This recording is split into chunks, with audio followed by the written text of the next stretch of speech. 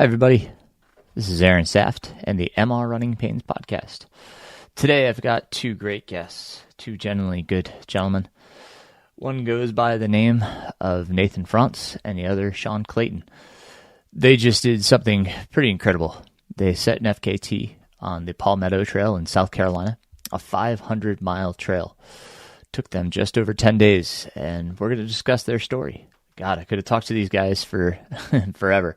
There was so much to talk about. I didn't want to go too long, and definitely want to be respectful of themselves and their times and their families, because they had just gotten off the trail about 3 days prior to our recording. So I think we had a really genuinely good conversation and talked about a lot of good things, how it went, etc., and all that went into it. So I hope you enjoyed this conversation with these two gentlemen as much as I did. And I'll catch up with you guys after our conversation. All right. I have two amazing individuals here with me. As the title denotes, and as I said in my introduction, Sean Clayton and Nathan Frantz. How are you gentlemen this evening? Doing good. You look much fresher than I would expect. What are we, 3 days removed from your finish? Yep. That's pretty incredible. And we're going to talk all about this Palmetto Trail and where this came from and what it is. But why don't we start with a little bit about each of you? Sean, you want to start us off and just kind of tell us about you? Nothing special about me. I'm not really like a professional athlete or anything. Dad, husband, I go to school at USC. Two awesome kids. Work a job at UPS. I like fitness, anything fitness. I've done American Ninja Warrior, obstacle races, anything that I can push my limits on. So like ultra marathons lately, it's just been that thing. When did you get into ultra marathons? I think I did my first one. I mean, it was probably about 10 years ago. I did a 50 miler, and then I'd always wanted to do 100, but I'd just been kind of focusing on obstacle races. And then in 2020, when all that shut down, I was like, all right, like I'm gonna find 100. And so I did 100. Then I did a 48 hour. So then I was just looking for the next big thing. How far did you get in the 48 hour? 133 miles. Nice. I finished second in that one. Cool. Very cool. Yeah. Awesome. Anything else everybody should know about you? I think so. There's not a lot. Pretty boring day to day. Right on. How about you, Nathan?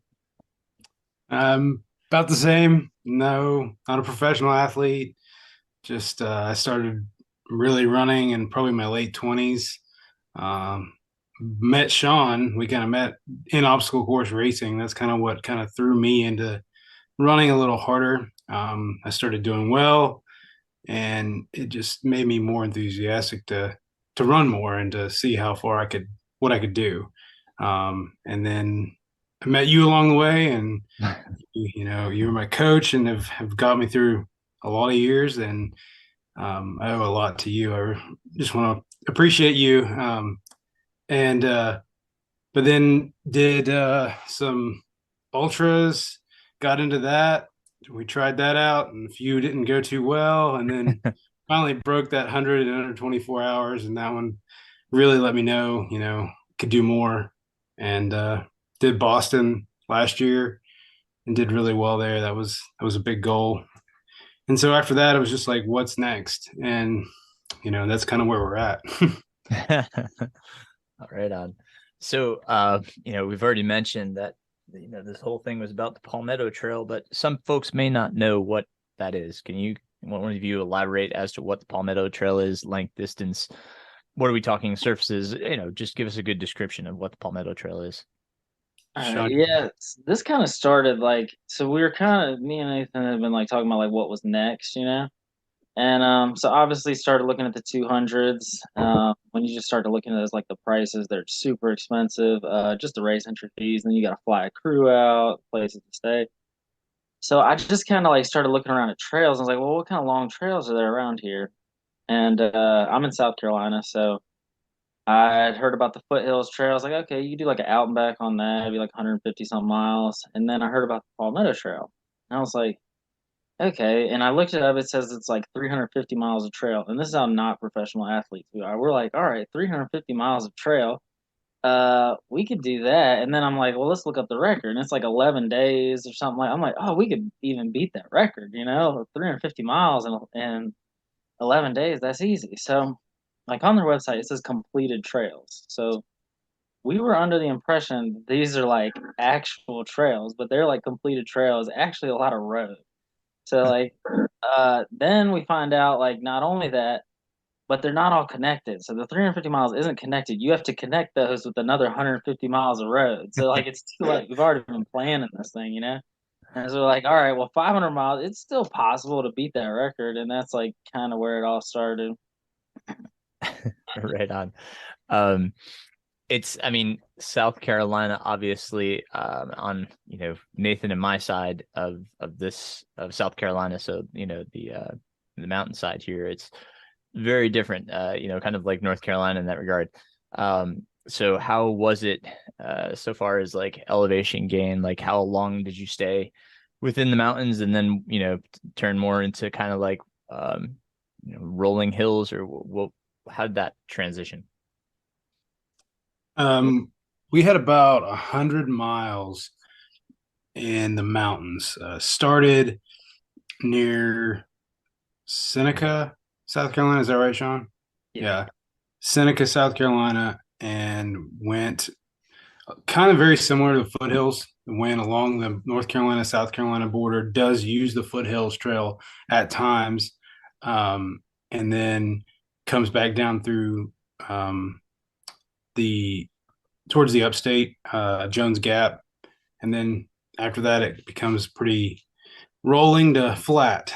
So about 100 miles is all we really had in the mountains. I think, what was the totals on the elevation, Sean, that you got? It was somewhere around like 30,000 feet of gain. I can't remember exactly. It was over 30,000 by the time we were done, but like most of that was in the beginning. I think like the first 3 days we had hit like 26,000 feet of gain or something like that. So it wasn't much after that. Gotcha. Okay. And then that's 30,000 for the total 500 miles. Yes. Yeah. Yeah. Correct. So, and then, you kind of started mentioning starts in Seneca, starts going, kind of follows through the foothills, Jones Gap. What, did you go through some major cities? Yep, we went through Spartanburg, Newberry, Columbia. You even go through like Fort Jackson. Um, but those are like the main cities. Like Spartanburg, I mean, most of that day was just running through like Wofford College and stuff like that. Like just all around through Spartanburg. Mostly pavement. Same thing for Newberry. You just go through like downtown Newberry. Like one of the days, like the trail literally like went right by our hotels. We just ended that day like right there. Nice. And then Columbia, just right through the middle of Columbia, through like USC and all that. Right on. And you kind of touched on like why you chose, the Palmetto, but looking at some of the other things like Mountains to Sea Trail, for instance, and stuff, was there something that resonated more with Palmetto, or was it more just like you felt like the FKT was more attainable, or? I know for me it was definitely, more attainable. The mileage was more attainable for one. I mean, part of the reason I, was interested in it was the Mountains to Sea and possibly Appalachian Trail and things like that have always kind of piqued my interest to do, and to complete at some point. And this was definitely the shortest full state trail that I had come across. And you still get to do the mountains. You're still in the mountains some, and and I like the ocean, so you get to end there. So that was kind of a cool thing. You're still doing Mountains to Sea, if you will, just not in North Carolina and a lot shorter. So that seemed much more feasible. And then when we heard the FKT was actually within our realm, or we thought it was, then it just made it that much more exciting and seemed doable. Cool.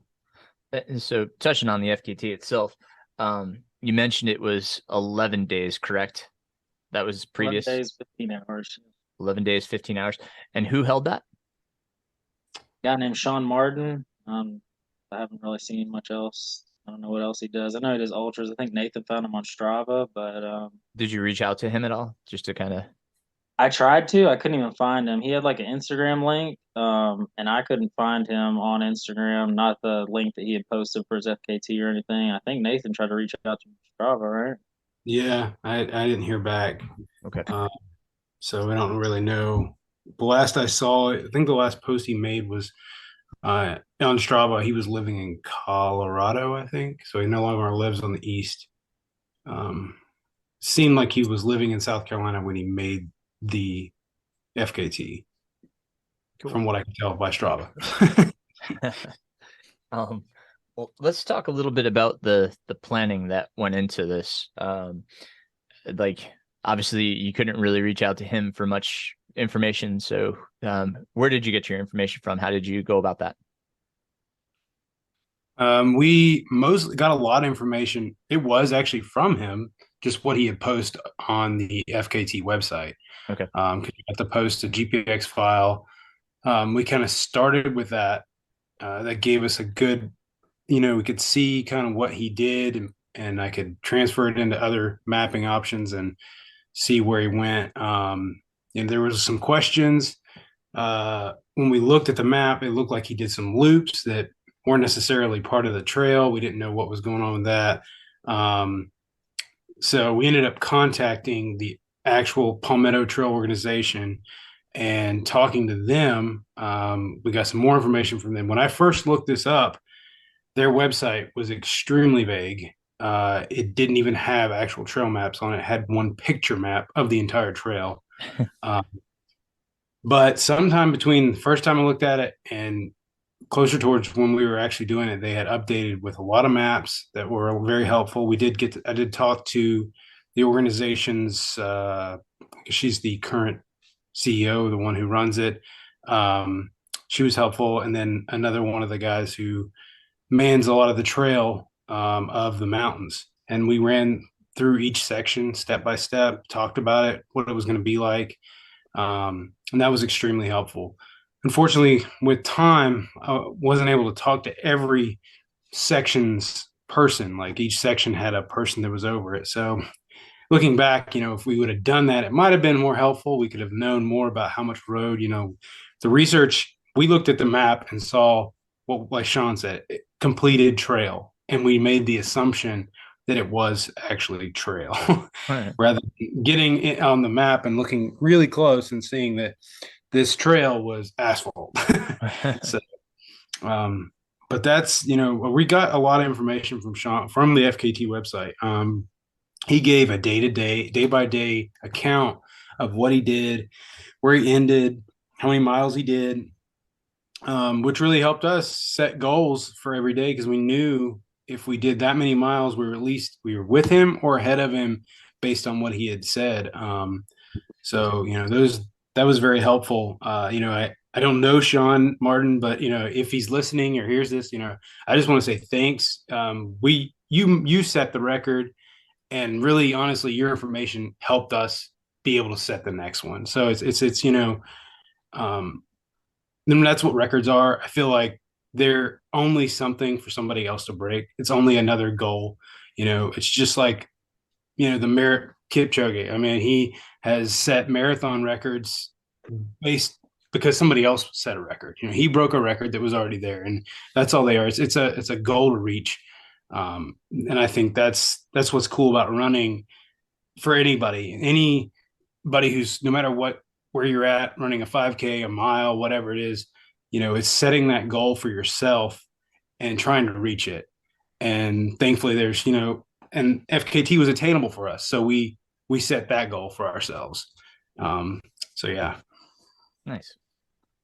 Sean, anything to add on the planning? Maybe, touch on like, what did you think about for like daily distance, or how'd you go about like going, and saying, well, I think this is achievable for us on a daily basis? Yeah, I mean, we had talked about 50 miles a day. That was the goal going in. It took us 10 and a half days. So like the average came out to like 47.6. So we were pretty close to that. Nice. It was tough. We had some hard days where we got like a lot less mileage, and then we just had other days where we made it back up. What do you Yeah, attribute the that to? planning was like very difficult. Like I was sleeping less during the planning than I did on the actual FKT time because it's just like contacting companies we're working with, trying to get support, or contacting the people from the Palmetto Association, and just or just like trying to plan that stuff out. It was stressful. Like the whole month of December was just like planning, planning, planning. And then I'm calling Nate at night and being like, "Hey, did you order this? This is what I'm ordering." Um, so yeah, I mean, and like you have all these plans, and then obviously it's like any ultra, you go into it with this big plan, and then like it all goes to crap somewhere, and then it's just like fix it and try to figure out the rest of the way. Yep. Yeah. I definitely want to hear more about that. We'll certainly dive a little deeper into that. Yeah, yeah. Um, so those that listen to the podcast, I have talked about Nathan quite frequently as he's shared some of my adventures, and Bigfoot was one of the big adventures he shared with me. He did pretty much half of Bigfoot with me. Nathan, from that experience, did you pull anything for this adventure? Yes, that was probably honestly one of the most helpful things. I was so glad to get to be a part of that. Not just for you, but for myself.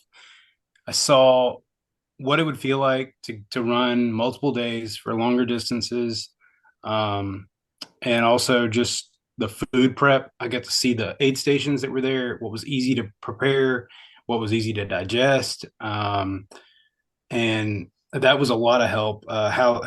How they were able to prepare things quickly, um, and just really get to experience that kind of distance and see it in action, not only in you but in other athletes and just in the organization and everything. But yes, that was extremely helpful. And when you guys were, Sean, you were talking about how you were purchasing this and Nathan was purchasing that. Did you guys purchase a lot of like almost pre-prepared food? Kind of like Camp Snow fuel or food. Did you go that route, or how'd you? Yeah, we did a lot of that. Originally, we had planned to camp the whole way, and we ended up not doing that. Like we did it the first night because we basically had to. We were in the middle of nowhere in the mountains. We camped there, and then we are close enough to like different people that we knew that we could just stay at their houses. After that first night, it took like 2.5 hours in the morning just to get the camp all cleaned up and repacked, and we were like, we just can't waste time doing that. It's just too much time. So after that, we pretty much just decided that we were going to either stay in hotels or stay at people's houses that we knew. The food prep and buying all that, yeah, we did tons of different like bars and stuff that were already, and then we had done like some eggs. We took some stuff for quesadillas, the pre-cooked bacon, uh, yeah, like a lot of stuff like that. Good, nice. Can you also talk about how you recruited crew and how much crew did you need for something like this? Because I'm sure there was not only crew but some pacers and such. Can you talk about that and touch on that? It's basically just like calling up our buddies and being like, "Hey, look, we're trying to do this thing. Can you guys support us?" Like some of the days there was only one crew member for each day. Like obviously it would have been better, to have multiple and then have people that could run with us. There was a couple days where we did have like multiple crew, but for the most part, we ran a lot of it ourselves. It just there wasn't really a whole lot of room for pacers and stuff like that, just because it was so hard to get the people we needed. We had at least one person per day. I think a lot of days it was just that. It was just one person. Like I said, there's a few where we got a couple there, and it was nice when we had a couple because then like somebody could run with us. It's just like a fresh voice talking about anything to take our minds off of what we were doing. But for the most part, it was just like one person a day, and it was like our friends that we just called up and were like, "Hey, can you help this day?" and just scheduled them all out. Yep. Yeah. And it was we tried to kind of plan it. Sean lives in near Columbia, South Carolina, so he's about halfway, a little more than halfway. And then I live in the northern part, so we tried to make it to where the people I knew was in the northern side, helped us out in the beginning, and then people he knew towards the end. It mostly worked that way, but yeah, I mean, we like he said, unfortunately, we couldn't get too many pacers just because it's also during the holidays. I mean, we started on December 27th, 2 days after Christmas. So it's everybody. We didn't, we knew people had families and they had stuff they were trying to do just to be with their family. And here we're trying to ask for what a lot of people is time off that they don't normally have, to take away from that and come help us in the middle of South Carolina, nowhere, and hang out in their car all day and do for us whatever we need. So, we were so grateful for everybody who helped. We can go later and talk about each, there was so many people. There's just like, how many people we have? It was 11, basically 11 days, 10 and a half days. And so we had probably 15 crew people. Does that sound about right, Sean? Yeah, it was somewhere around there. I mean, some guys Yeah. did multiple days. My buddy Aaron, he did 2 different days. Jess was out there like 4 different days helping us like get onto Fort Jackson and stuff. So And Kayla was out there 2 days. Darun was there 2 days. So, yeah. yeah. Nice. How was it for their access? Was it, could they get to you pretty easily? Talk about that for a moment.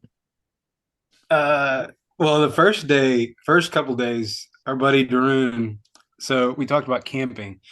He had a Toyota Camry, and I had a mobile camp station, like what you would see at a ultra pop-up tent.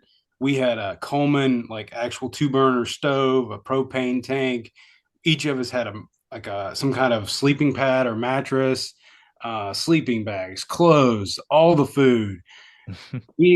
I had to sit on the center console to drive to the start line. There was no room in that thing, so There we is had a to picture tap out there of Camry. it.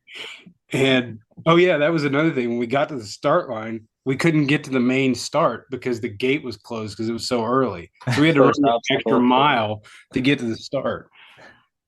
But Darun, so it was more limited access there. We did end up using a lot of our hydration vests because he couldn't see us for, I don't know, times of what, 9, 10 miles sometimes. Yeah. And then that night we were supposed to see him at like 52 or something like that, I think, miles, something like that. I don't remember. But he couldn't get to this one road that was supposed to be a road, but it wasn't accessible by car. Mm. And the one he did meet us on still probably wasn't accessible by car. Not by He Camry. actually got parked his Camry in the middle of the woods, nowhere. And this guy in a Dodge pickup, he says he just kind of looked at him, and Tarun goes, "Let me guess, you're wondering why a Camry is out here and how it even got out here." And he goes to proceed to tell him what's going on. And he's like, "Well, just make sure you don't block the roads."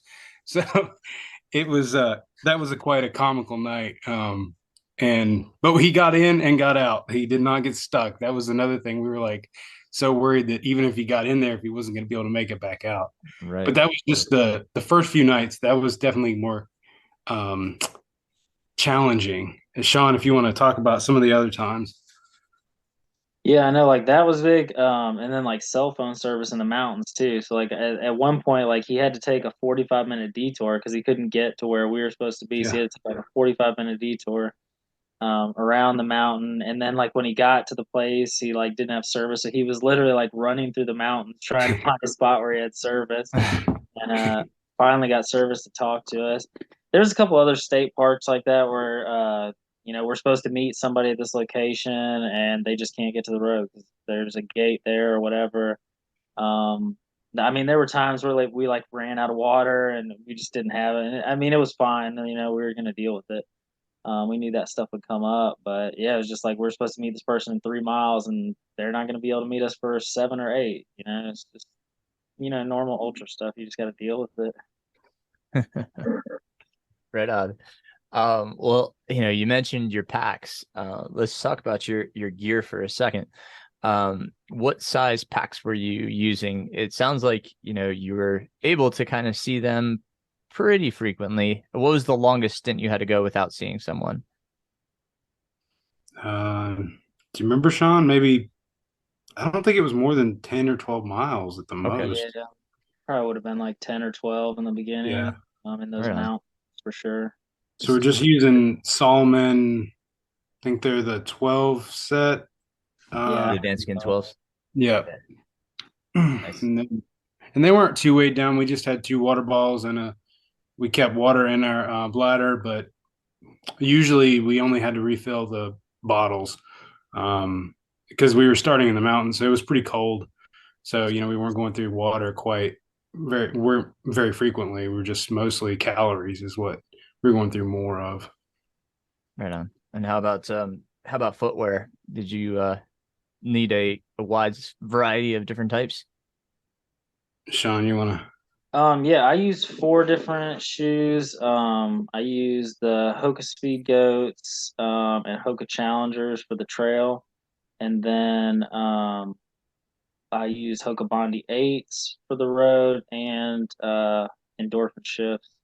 Actually, the Endorphin Shift felt the best to me. I actually ended up running a lot of the gravel with those too. So I don't know, just a personal preference thing. It felt good. So I went with that a lot. Yeah.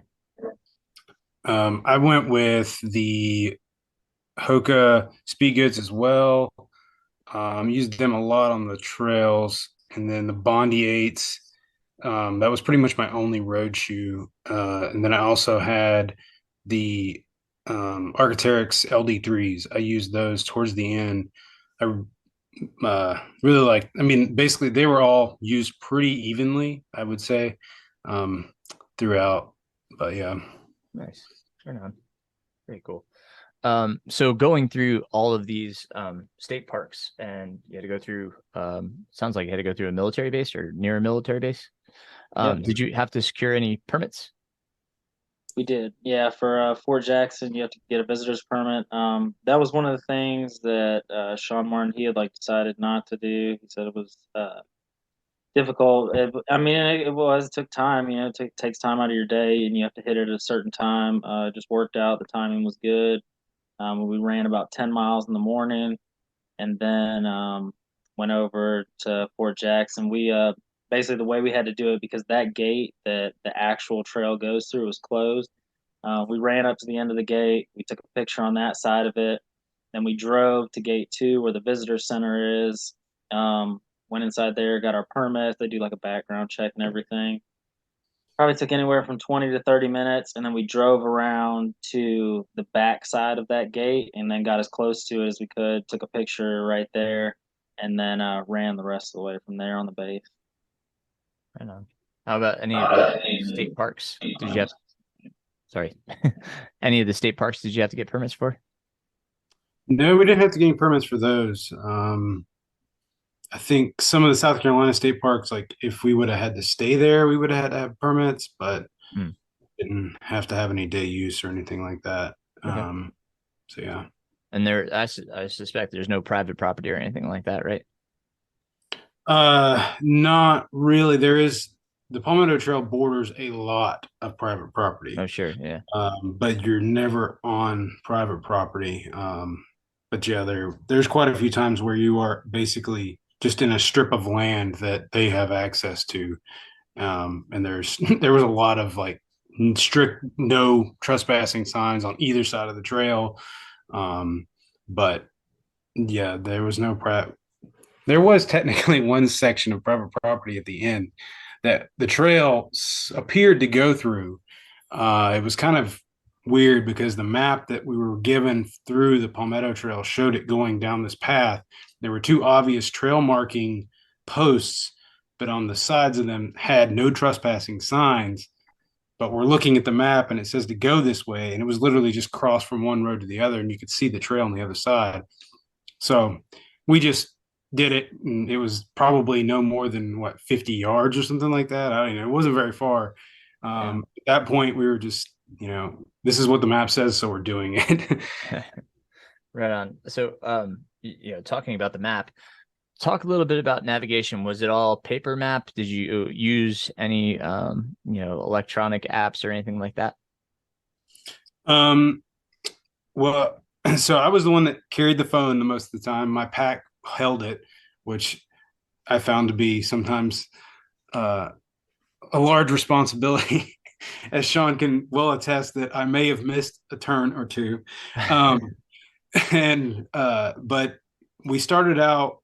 We had Sean's GPX file, which would actually open in a Google Maps file, and then I also had put that into a Gaia map so I could see his route on Gaia. And Michael Poole, who was also one of our crew members, I talked to him like 3 days before, not even like maybe a week. It was about a week before I was going to do this.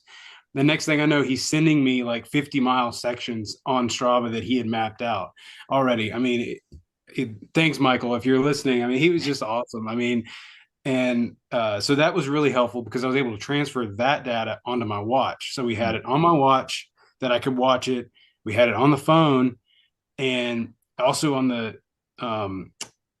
Google Maps because it was kind of tricky because sometimes I could look on my watch and look like we were close, but sometimes there were roads that were right next to the trail. And if you weren't careful, you could get on the road and you look like you were on the trail. So the only way you could tell was to look on Gaia or Google Maps.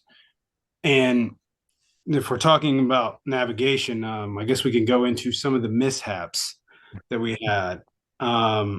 One of the biggest ones was on that was day 4, wasn't it, Sean, that we were going through Enoree? Trying to find the start again in the morning. Oh, I forgot about that one. Well, there was that one. That was Yeah, day 4, yeah. you can go ahead and talk about that. Yeah, we thought we knew like exactly where we stopped at, and we were like, oh, this is gonna be easy to like get back to. And for whatever reason, we just could not find that spot. We were looking, and it's so hard because you're kind of looking at two different maps. You're trying to look at what's on Gaia and what's on like this Avenza app that the We Palmetto didn't have Trail a uses. Avenza then. We only had the maps that were on Palmetto's website at that time. Right, right. So That was then, what was so we're even like tricky. trying to look at that, and we're trying to figure out what that looks like on Google Maps to try to find a road that gets back to that spot. And we literally spent an hour driving around that morning. Like I got car sick because we were like just flying around, just trying to find the spots. To I mean, day 4 was my toughest day for sure. It started out terrible. It ended in like so much pain. It was like a lot of road running and stuff that day. But yeah, I mean that was like a big thing. So from then on, like we knew to drop pins. Like every day when you finish, drop a pin so we know exactly where we're at. Yeah. And then I guess it must have been day 5 that we made it through what was our hell day, day 4, and on day 5 we were in the woods and Enoree Passage, and we were not that far. No, it was Newberry, Enoree to Newberry or something like that. Anyway, we had to end in Newberry that night, which is where our hotel was, and we were trying to finish this wood section. We're only maybe 4 miles from the finish of this one section, and we're getting ready to go down this road, and we get up to the turn, and Sean Martin, I see his path, and it goes down this gravel road, and there's a sign there that says Palmetto Trail, but then right before that there's another sign that says Palmetto Trail, and it's going in the woods on a trail. And so we see that sign and we figure, well, maybe it just connects to this road. So we go down the trail, we keep going, and we stop seeing any kind of markers. We're like, what's going on here? And the only way, sometimes they would have trail markers, but they were so many trails intertwined that you had to look for the Palmetto Trail specific marker. Like they would have like a badge that said Palmetto Trail. Their trail here in the mountains, we have, the Mountains to Sea Trail, and it's always a white dot. Mm-hmm. We know that, and so it's easy to keep up with. But their trail markings were not always the same. They didn't have. They were supposed to be like a yellow like line with a dot at the top. It's kind of what they typically were, but they weren't always the same. So we go about, I don't know, a mile down this trail, and we're not sure if we went the right way because I can see Sean Martin's path of like 3/4 mile away from where we are.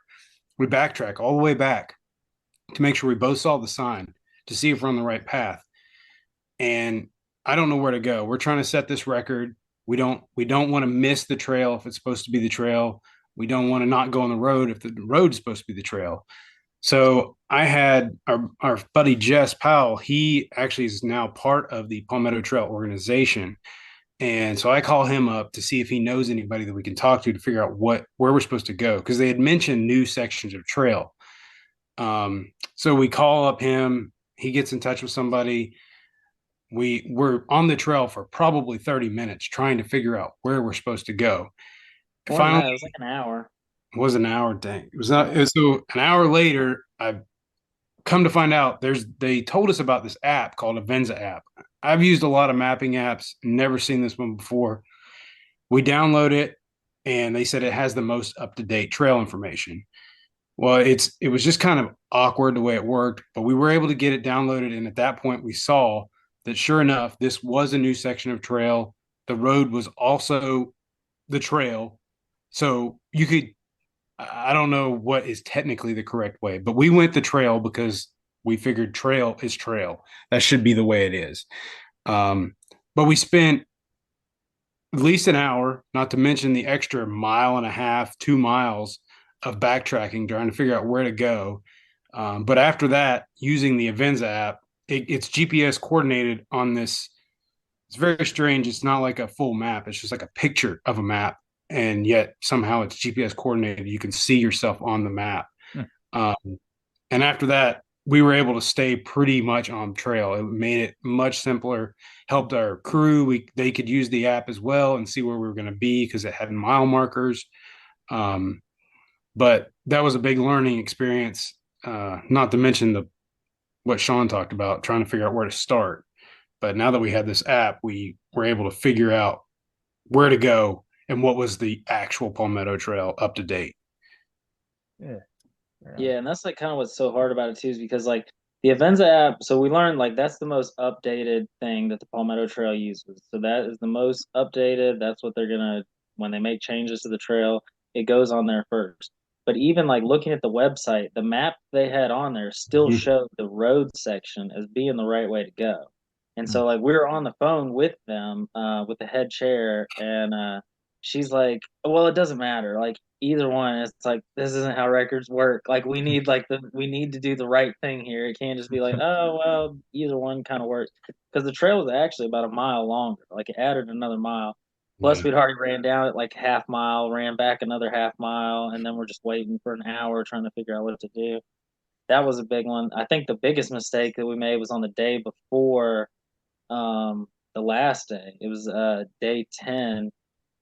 Again, we were running across a road, didn't see any marking for a trail. It looked like it followed the road. The GPS file looked like it followed the road. We run down a little over miles, like 1.1 miles down, and we hit this intersection, and we see that the trail is going right and it's going left. So we know that we were supposed to come in on that trail, and we're sitting there like just having this debate because it's close. Like it looks like it's the same thing, and we're like ultimately it's like you have to go back. Like that's just what you have to do.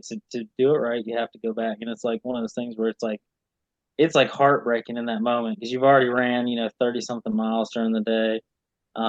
We're trying to make our last day easy. So like adding another 2 miles onto this right before dark. So like you wasted all that daylight.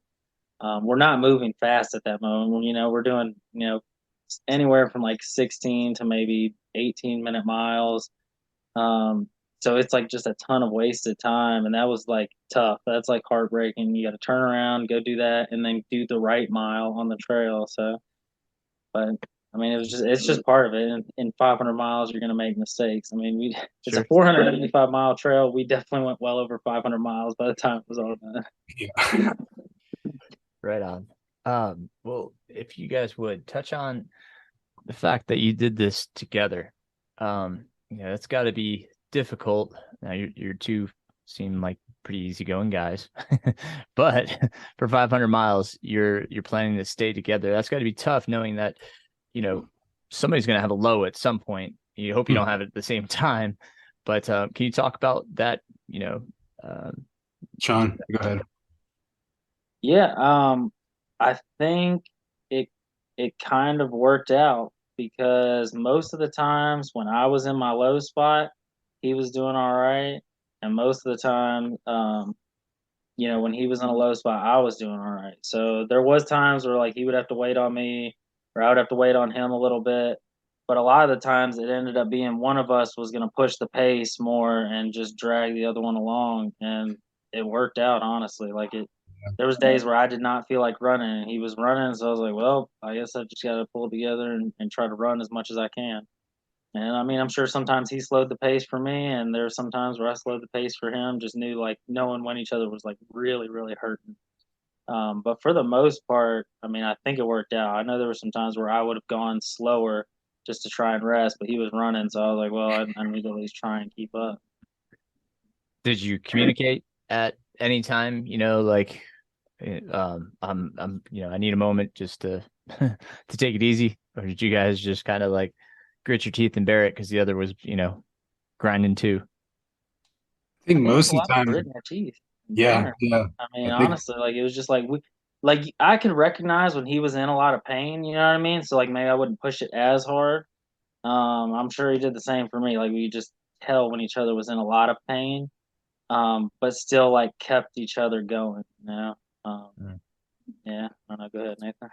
yeah, no, I was to say the same thing. I was gritting. I mean, I could tell it was the exact same way. I knew when he was in a lot of pain, and we just you try to be cheerful. You try to do everything you can to keep the mood up and keep moving and keep your mind on not the pain, not anything else. And but yeah, talking about lows, I know, Sean talked about his lowest day was on day 4, and it was kind of ironic because we had both posted about day 4, and he talked about how terrible it was, and my post was a little bit different.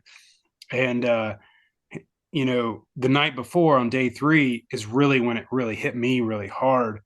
I was in a lot of pain. I called my wife. Honestly, didn't know if I was going to be able to go the next day. I just told her, I was like, I'm just going to have to go to bed and hope that I can get up and keep going. I didn't know. I really didn't know. And so the next day, I'm still in a lot of pain. I mean, a lot of pain, but I could move. And so to me, that was like, even though I was moving in a lot of pain, I was moving. I knew that I could move that day. I could make it through that day. And that was one less day, one more day forward. Um, and so that to me was good news. But I think Sean, he hit his on that day. So it was a little different experience for him. But overall, like he said, it just seems to work out so well that every time one of us was low, the other one wasn't. And I don't really know what to attest that to. Um, you never want to think before you start something like this that you're not going to finish. But was there any communication to say like, "Hey, listen, if I can't make it for whatever reason, like you should keep going," or was it that we both quit? Was there anything said about that? Not at all. We didn't even No. talk about that. Not if one of us was gonna quit.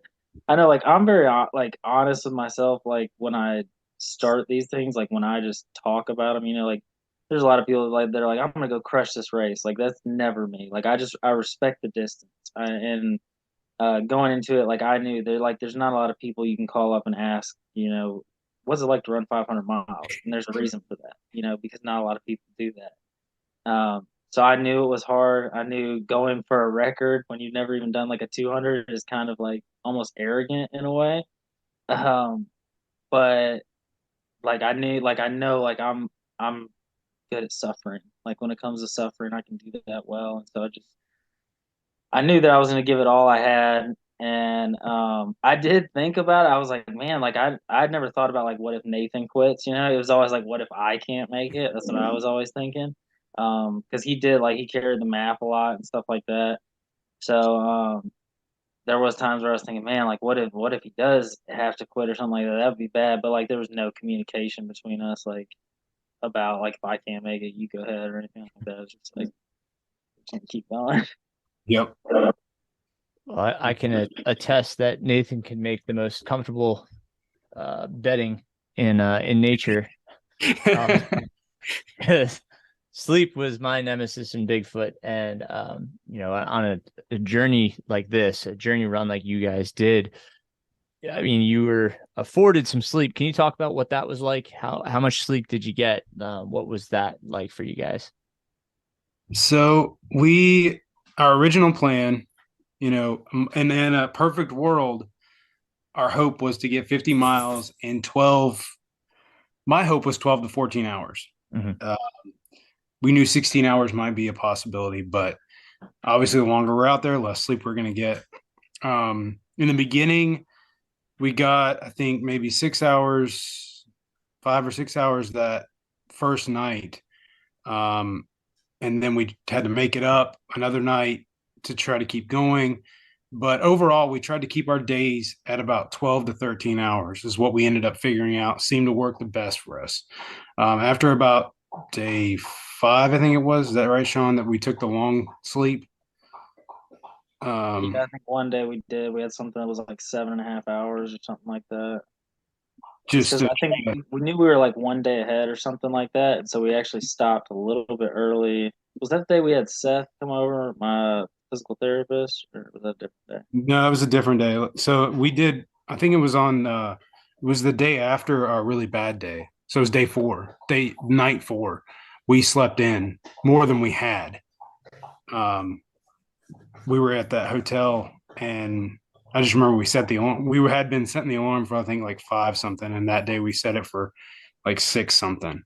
Um, but I think that was when we kind of realized that, that's how many hours we needed to be on the trail. And more than that, more than 13 hours was just more than our bodies wanted to handle. We both just kind of started breaking down. Um, we never did naps on the trail. We really, honestly, after day probably 3, we realized that we can't take breaks. We didn't have time for it. I mean, our pits we had usually one pit that may have lasted 20 to 30 minutes That at was the like if we very most. changed shoes. Yeah, and sometimes we didn't even do that. But for the most part, we were taking 5 to 10 minutes, getting food, getting water, and just keep moving. It just was too much time otherwise. Yeah. Trying to maximize daylight really was like a big thing. Just try to make sure when we get on the trail, like it's right at daylight. And then it would be dark for a little bit. We usually try like towards the end, we're trying to be on the trail at like between 7 and 7:30, and then finishing usually around 8 to 8:30. And with that schedule, you guys had mentioned earlier that there were some days where maybe you came under your, projected 50 miles and you had to make it up on other days. Was that due to the fact that you were trying to limit the amount of hours that you were putting in during the day, or was it other reasons? I mean, there's a million different things could pop up, but what happened in that regard? I think that the biggest one was day 4, and that was just the pain that we were in Hmm. from that day.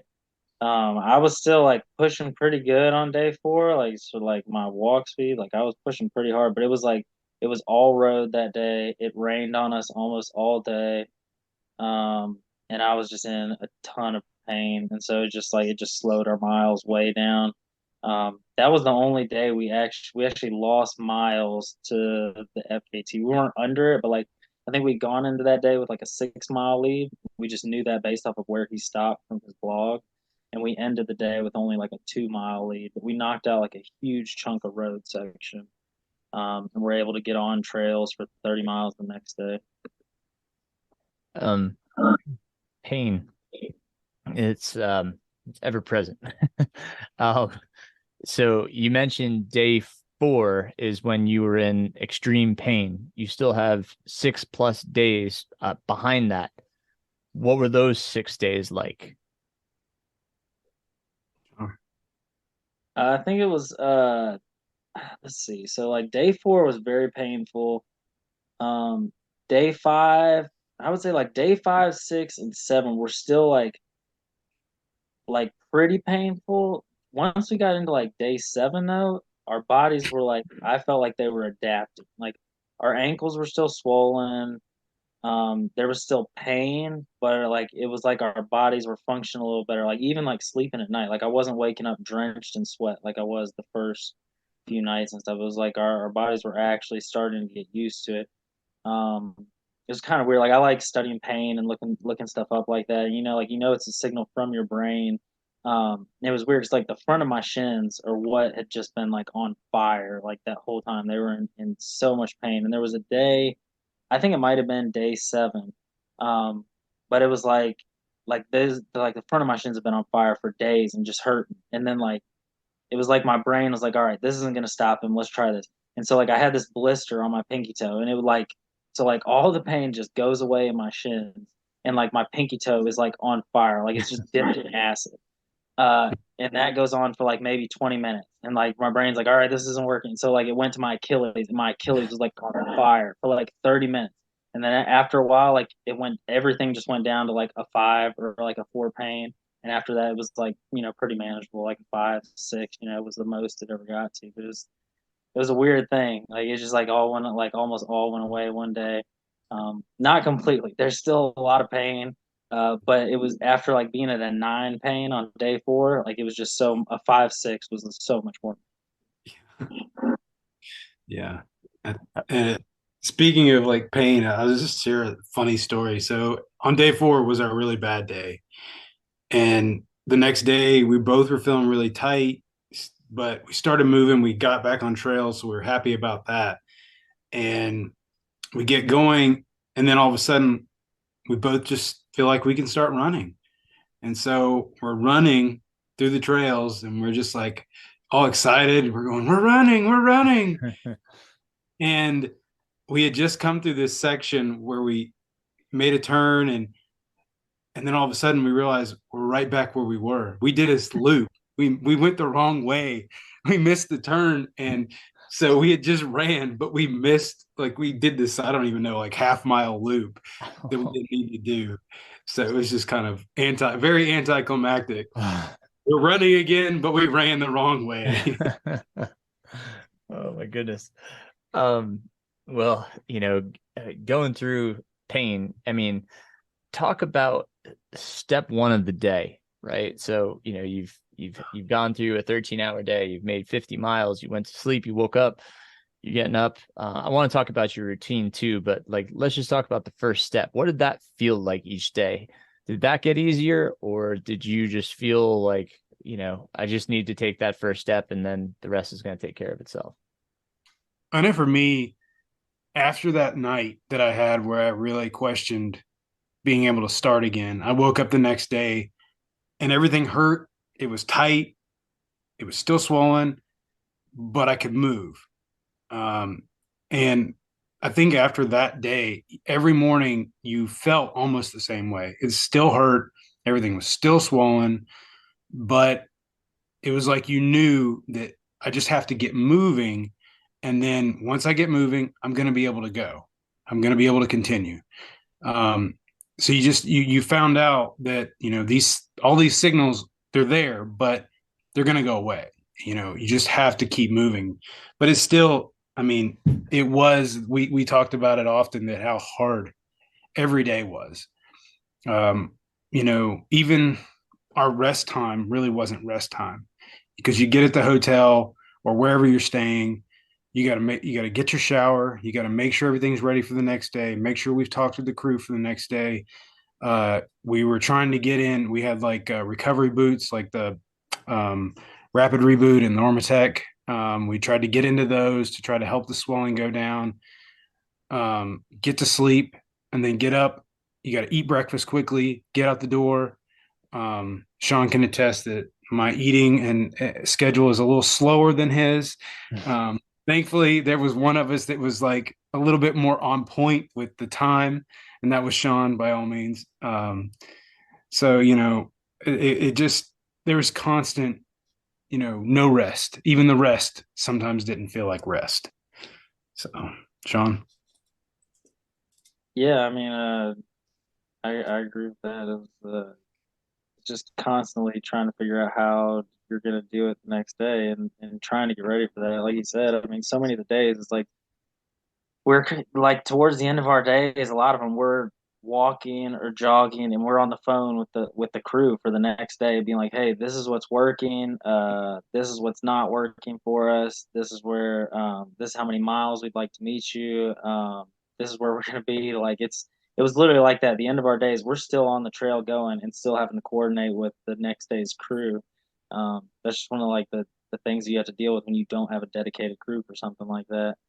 Um, and then yeah, you get back, it's like, trying to get everything ready for the next day.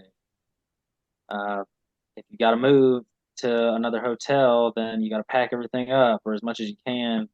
Um, yeah, I mean, it was rough. It sounds like you made quite a routine and started to iron it out and smooth it out. Anything that you would add to that routine? Nathan, you kind of started touching on it, but what became the morning ritual and the night ritual?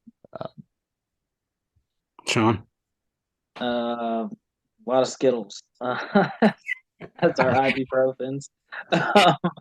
We could, generally, let's see how we'd end the day. Depending on how far we had to drive, I would try to like either contact the crew or at least like we had like a group text message. Just text the crew, tell them how things are going. We're still making it. How the day went. Sometimes try to get in like a social media post while we're driving back if I had time. Because there were sponsors and stuff like that involved. We just want to keep everybody updated. Because people are following along. We get back, try to get a shower. Usually, like our crew was like very gracious and would like go get us food and stuff like that. Whatever we wanted and bring it back to the hotel room while we were getting showered and stuff like that. Try to, like I said, try to get in the Normatec boots. Usually I would try to spend at least 30 to 45 minutes in those. Towards the end, my legs were so painful I couldn't even do it anymore. And actually the last few days, like I was just trying to get sleep. Like I was so tired. I didn't even get it, and I would just try and get like a few hours of sleep instead. And then we'd wake up in the morning. I don't know if we were gonna have an early day, early start, or if sometimes we had like longer drives to the start location. Sometimes it'd be like 40 minutes to the trail from where we were staying. We'd have to wake up. We'd either eat somewhere like we ate Dunkin' Donuts a couple times, just getting like a breakfast sandwich and some coffee. Other days, our hotel had food out. We'd eat there. Nathan would have like 3 plates of food, and I'd be like, dude, like we gotta go, man. We ain't got time for all that. And so we'd eat there. We'd get to the trail, throw on some Sports Slick, take 800 milligrams of ibuprofen, and usually it seemed like like maybe 30 minutes it took to warm up. Like we just kind of walk. Maybe jog a little bit, just try to get everything warmed up. There were some days, like one day, like my knee was in like a lot of pain. His too. Like there was just days where like we just got up and our knee is just in a lot of pain, and then you move for 30 minutes and it just goes away. So just getting warmed up and getting going. That was pretty much it for 10 days. Yeah. Talk about when you were, going along here. Did you have any dangerous encounters? And that could be in the way of vehicles or anything like that as well. Anything that you guys came across? We didn't really have any serious dangerous encounters that I can come up with. We did have a couple road sections that really kind of sucked as far as there wasn't much of a shoulder and it was dark. So, it was definitely not fun. We had lights on, but you had semis but we never really had any major instances where we felt like we were going to get killed, I guess. But as far as wildlife goes, the worst thing we saw was an owl and we did see a couple alligators, but they were nowhere near us. I can't think of anything else. Sean, is there anything you can think of? Yeah, nothing real. I mean, there was like a couple dogs that got like Oh, yeah. kind of close, but not like close enough to it. You just stare them down, hold them up at them, and they stayed, far enough away. Right on. How about anything else that may have you talked about how crew couldn't get through a gate and had to go around. You obviously missed some turns and stuff. Anything else that, you could think of that went kind of awry for you? Should we tell the ran the wrong way story, Sean? Which one was that? So one of our crew members, Oh yeah. yeah. So one of our crew members, just to let everybody know, we had crew from everywhere. Like it was some of these people were not runners, didn't have any idea what ultra running crewing was like. We were just people who were willing to help, and we were extremely grateful for it. But this one guy, he crewed for us, and we were supposed to meet him at this specific spot. We were trying to get 3 to 5 miles, because what we learned after we got out of the mountains was that we had like waist belts that had a water bottle, and that's what we tried to carry all the time. No more vests, as little weight as we possibly could have. And so we had to meet the crew 3 to 5 miles to refill our water bottles. And this day it had gotten warm, and we were about out of water, and we were supposed to meet him. And he calls me and he's like, "Are you here? Such and such." And we're like, "No, that's another 3 to 5 miles from where we're at." So that would have put us on the trail like 7-ish miles without meeting crew, which was a long time at that point. And so we're like, "Well, I guess we'll just have to meet you there." And we're running along, and we come to this intersection, and here's his truck, and he's not there. But thankfully, the truck didn't have a camper top or anything on it, so all of our gear's in the back. So we were able to refill our water bottles and get food. And we realized what he had done was he ran the wrong way down the trail. Oh, So he thought we were going one way, and so it was kind of funny. We ran into him later, and he knew what had happened. It was just kind of funny, but it all worked out because the truck was there. We still got our stuff, but it's just stuff like that. It just, happened. And I can't think of any other really major things like that, but that was a pretty comical. It was a comical relief, if nothing else. Yeah. very good. When did you guys allow yourselves to believe that the FKT was attainable, was within reach? What day was that? Are you talking about like when we started going for like before, or like when we were on trail? No, when you're on the like, trail, and you're getting later and later into this, event, and you're like, this is probably gonna become a reality. Well, at what point was that? I think that was probably the day that Ryan was crewing. Yeah. Can't remember what day that was, but I almost made a post about it because something changed. Like in our conversation, Yeah. we were just going along the trails, and like without even realizing it, we started saying like when we finish this, like how are we going to do this? Like how's Garmin going to track this? Like we just started talking about it for like no reason, but like I realized then it wasn't like an if, it was just going to be like when we Yeah. finish. Like I want to say that was probably around like day 8 or something like that. But we were like, all right, like I think we're going to be able to do this. Yeah. That was the same day we that actually, like he said, the same day that story I just told happened. And later that day, that specific day we had 2 crew members, one for the morning and one for the evening shift. That was another thing, is like some days we had 2 people, but they weren't always 2 people for the whole day. Mm-hmm. So that was another challenge, is just working out. You're having to talk to 2 different people for the same day. But we ended up meeting the second crew person, and this state official or something is going through where we're parked to get our change shoes. And he says that we tell him what we're doing, and you could tell look on his face. He just thought we were 2 dumb guys running way too far. Why are you doing this to yourselves? He even said, I think, "I don't know why y'all do this to your bodies." And he said, "I remember when the last guy came through here and he could hardly walk." And then it was supposed to rain the next day, and we had to get to this certain point to get through the swamps. And he's like, "Well, that's pretty far away." And it was like 30 something miles. We'd already done 20. And then that night we did make it to that point. And when we did that, that was the day. Sorry, that's my dog. That day we managed to put the full day on the record at that point. And it just, that was we'd already had the boost, but then after that, we just knew that we had this, I won't say in the bag, but it was just a matter of when. Nice. Yeah, it's hard to say because you still got like 150 or whatever miles to go, so it's still a lot of miles. But we're just kind of like, all right, like I think we can actually do this. That's pretty cool.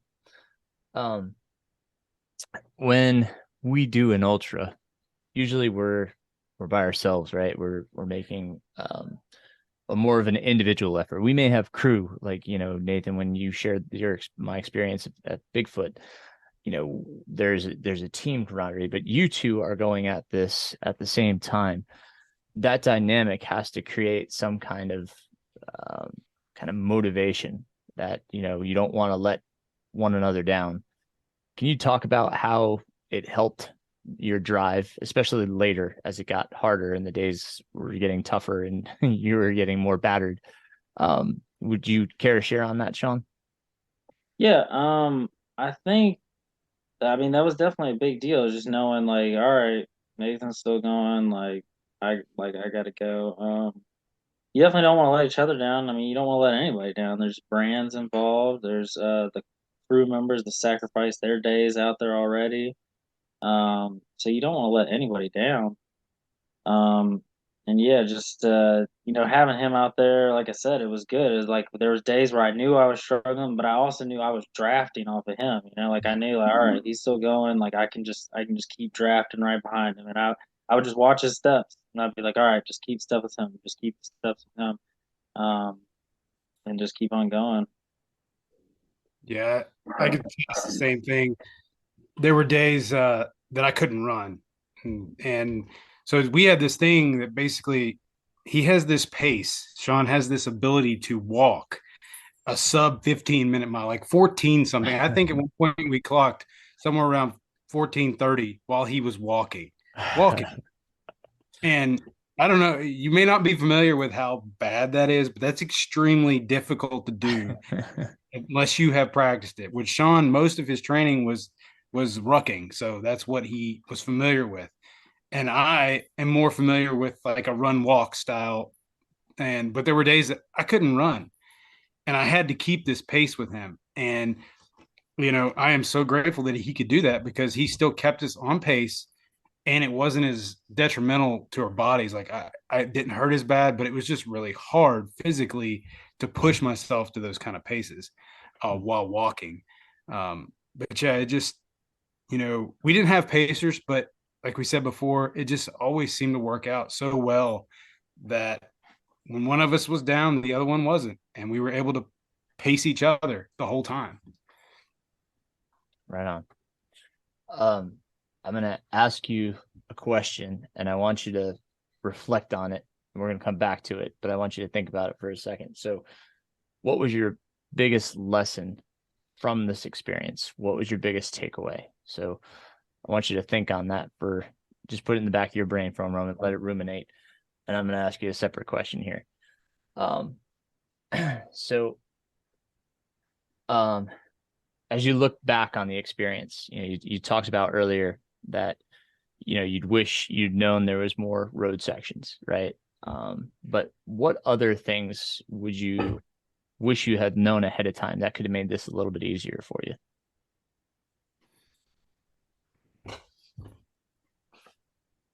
Got any ideas, Sean? I don't know. I mean, it's hard to say. I mean, like, cause we got through like, I think after like day 4 or something, or day 3, we realized like we weren't gonna camp anymore. It was just too much stuff.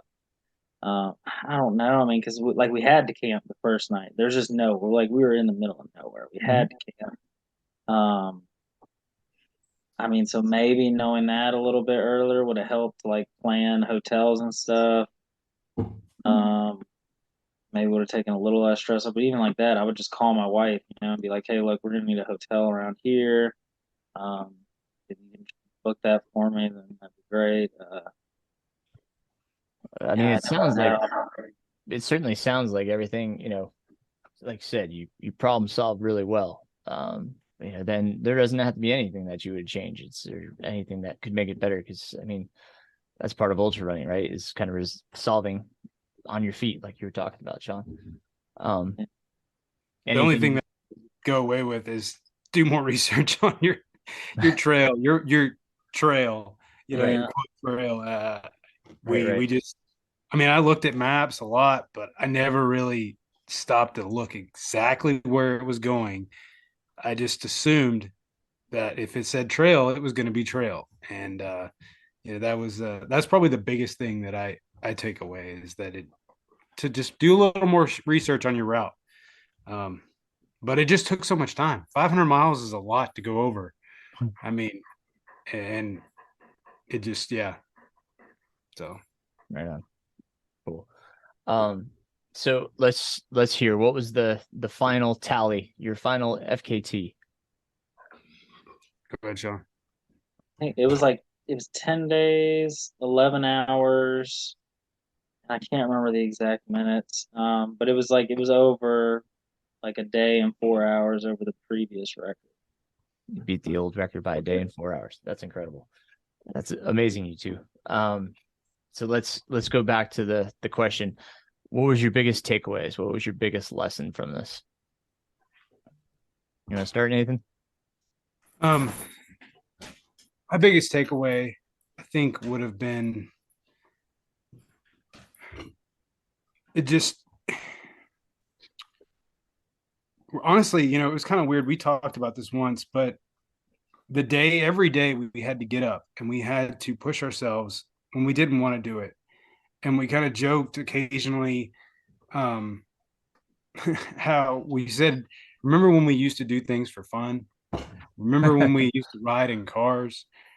And, you know, as strange as it is, it made me see how important just the simple things in life are, how we took for granted just being able to sit down and drink a cup of coffee without having to just hurry up and drink it. And it was just little things like that that we take for granted. And it was strange that this experience showed me that. Honestly, I did not expect that. I expected to enjoy the run and be grateful to be out there running. And I was, but the bigger thing was just enjoying every minute of the time you have, period. Being with your family, being at home, not having, we even joked like, I said, I just want to pet my dog. I just want to do these little things that we take for granted, but are so important to us that without realizing being put in a situation where you don't have I say you don't have a choice. We had put ourselves in a place where we didn't have a choice. But just to do this one thing, and we couldn't take time off to go enjoy the little things in life. So yeah, that was my biggest takeaway. Very nice. I like that. Sean? Yeah. I mean, I would say something similar.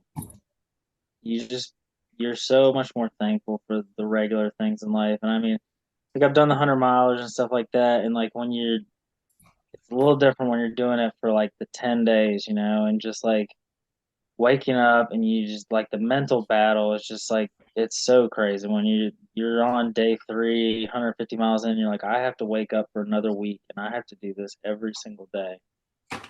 And so like I mean, it teaches you a lot about yourself. It teaches you a lot of what you're capable of. It teaches you how much pain you are able to push through. Like I was genuinely worried. Like I don't know what stress fractures feel like. I've never had any. But like on that day 4, like the pain that was radiating through my body, like I just didn't know, what that was. But now I know like, oh, I can push through that. That's something that I can push through when maybe a lot of people would have probably been like, I don't think I'm push through this. I was telling Nathan while we're out there, it's like we're on like there's a different level now. Like we went through one level and now we're on like another one where like we've just learned more. Not like in a sense of like we're better than people, but just in a sense of like, we've reached a new level of life where we pushed through something that was just so insane. Um, so I mean that was a big deal to me. And then like you said again, just those small things. You're just so thankful. You can let a lot more things go when you know just like how bad it can be, and like say, well, at least I don't have to run 50 miles a day or for the next 7 days. I know me. I've just been, like you said, sitting here drinking coffee with my wife and stuff in the mornings is just so good. Just to be able to do that and play with my kids, play Xbox with them or something, and not have to stress about trying to coordinate this big old thing. It's been nice. It's fantastic. I'm sure you guys have, multiple folks to thank. Do you want to take a minute and say some thank yous? Yeah. I'll start Michael Poole, Caleb Gander, Tarun Barzanchi. I probably said his name wrong. He's gonna kill me. Let's see, Jess Powell, Michael Garcia. All right, Sean, you can take some. Yeah, that's a trying to remember. I'm actually like pulling up the tags on my phone to make sure I don't forget anybody because I don't want to do that. Yeah, Jess Powell, Joe Scott, Daroon, Aiden, Micah, Caleb, Daniel, Jonathan let us stay at his house. Preston let us stay at his house. My physical therapist, Seth Morris, he came out and helped us one day, just trying to get our ankles feeling good. Ryan Spillman, Aaron Maybach, Dave Dean, and then the brands that supported us: Exoskin, Armade, True Form, and then King Kong Apparel. Just huge thanks to them for supporting us through this. And then, of course, my wife Haley for putting up with all my crazy antics, goals. She goes through a lot trying to deal with things. I'm definitely appreciative of her. Yeah, thank my wife too, Jessica.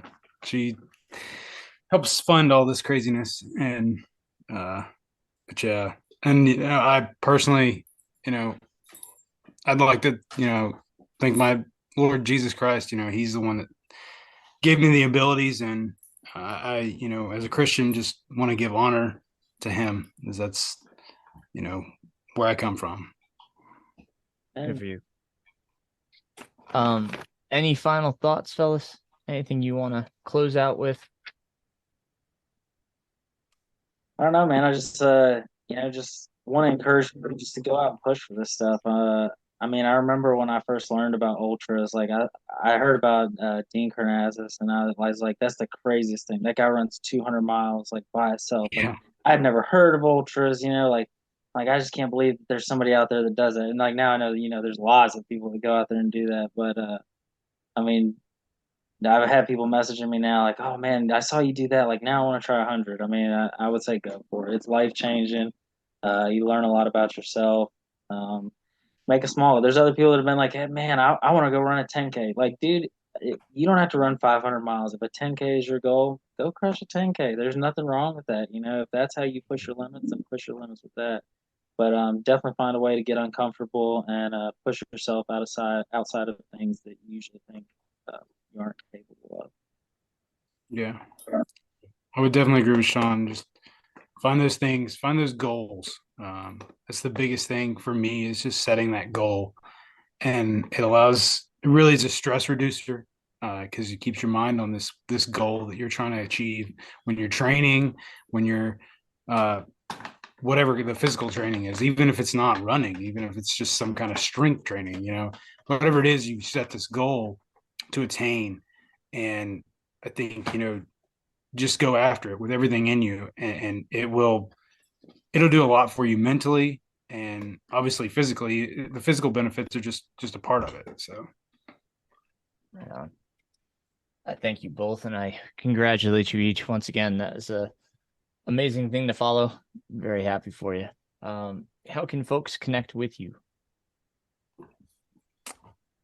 Sean? My main one is going to be Instagram. SEAN Sean A Clayton. That's mainly what I use. I don't really use any other social media that much.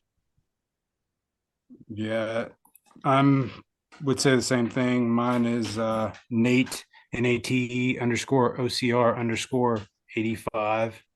That's probably the easiest way to get a hold of me. It's through Instagram. So awesome.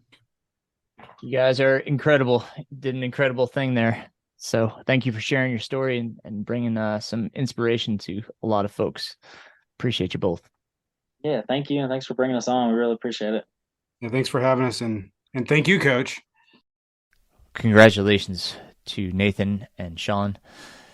I will put their contacts, how to connect with them, in the show notes. What a amazing accomplishment. I've really enjoyed watching Nathan grow in this sport of ultra running. As I said in the interview, Nathan has been a part of a lot of my adventures. When I did the out and back on Art Loeb, Nathan was there with me every step. He was there for 100 miles of Bigfoot, 87 technically pacing, and then he ran the last 13 miles to the finish. He passed us. Morgan Elliott was actually pacing me the last 13, but Nathan finished it off so he could get 100.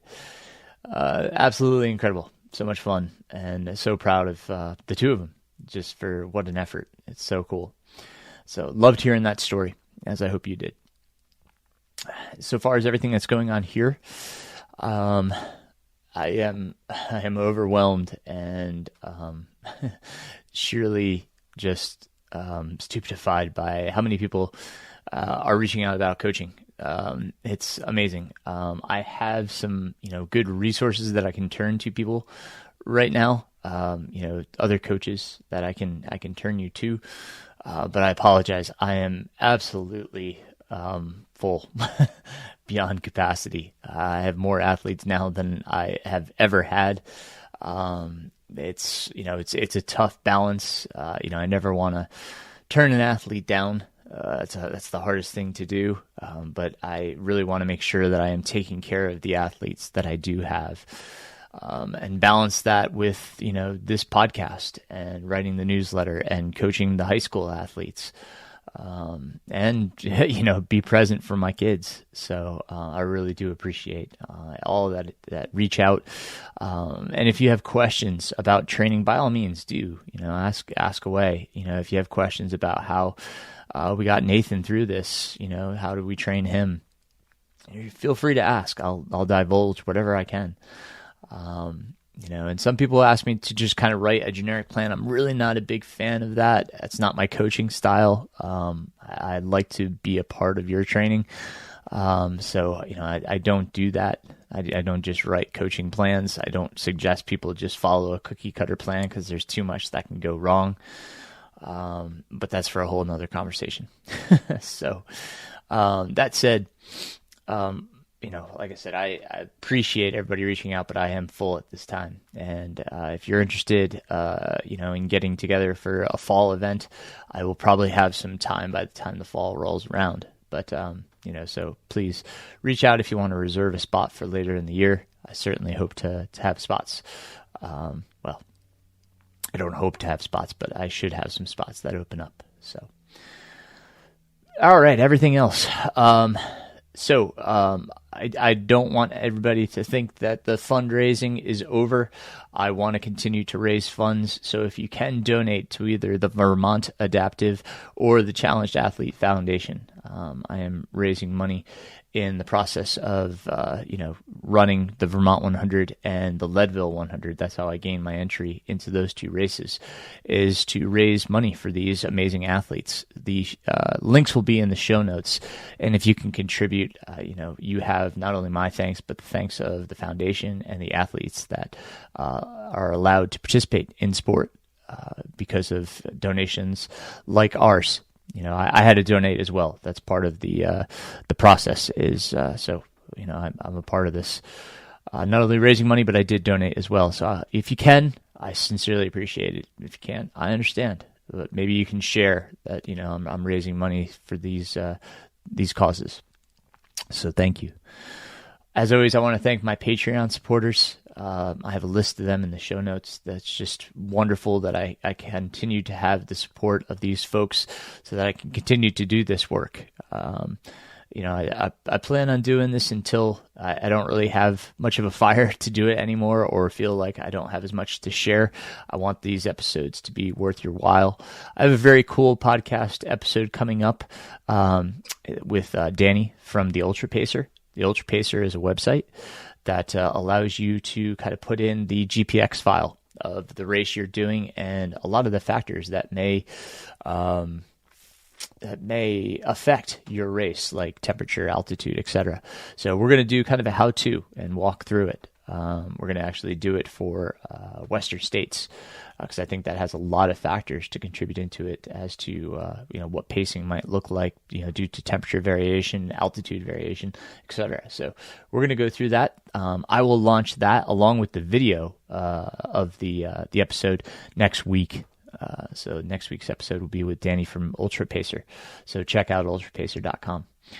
I have no affiliation with Danny. I just like what he's doing. It's, it is free to use. You can contribute, which I have decided to do, to help him continue to improve the website and everything that he puts into it. So, but check out Ultra Pacer. I think it's a really cool tool to use. Other things, we're sitting here in mid-January, and I really look forward to getting in a race again. I signed up for Rim Runner, the 50 miler. It's going to be hopefully my qualifier for Vermont. It's in Sewanee, Tennessee, and I'm really looking forward to checking that out. Been enjoying a new podcast. One of my runners and some of his friends have been putting on the Trail Trash podcast. It's actually pretty cool. They have some pretty cool conversations. I've been enjoying that. So if you have a chance and have some time for an extra podcast, check it out. They have some good conversations. It's fun to listen to. So check those guys out. Other than that, guys, I think that's all I have for this week. Again, stay tuned for next week's episode. And I appreciate all your support, your time, energies, being able to listen to this. Please let me know if you have any questions or possibilities for future podcasts. I really enjoy your comments and hearing from you. So please reach out. And as always, keep running, my friends.